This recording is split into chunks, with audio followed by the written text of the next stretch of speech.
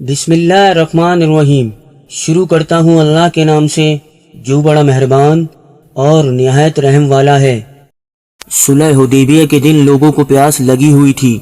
نبی کریم صلی اللہ علیہ وسلم کے سامنے ایک چھاگل رکھا ہوا تھا۔ آپ صلی اللہ علیہ وسلم نے فرمایا، کیا بات ہے؟ لوگوں نے کہا، جو پانی آپ کے سامنے ہے، اس پانی کے سوا نہ تو ہمارے پاس وضو کے لیے کوئی دوسرا پانی ہے اور نہ پینے کے لیے۔ آپ صلی اللہ علیہ وسلم نے اپنا ہاتھ چھاگل میں رکھ دیا اور پانی آپ صلی اللہ علیہ وسلم کی انگلیوں کے درمیان میں سے چشمے کی طرح پھوٹنے لگا، اور ہم سب لوگوں نے اس پانی کو پیا بھی اور اس سے وضو بھی کیا۔ میں نے پوچھا، آپ لوگ کتنی تعداد میں تھے؟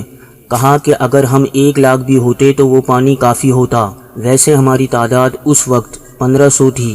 تو دوستو، یہ حدیث کے حوالے نیچے لکھیں، فیس بک اور واٹس ایپ پہ ضرور شیئر کریں، اور اگر چینل کو سبسکرائب نہیں کیا ہے تو سبسکرائب کر لیں۔ السلام علیکم۔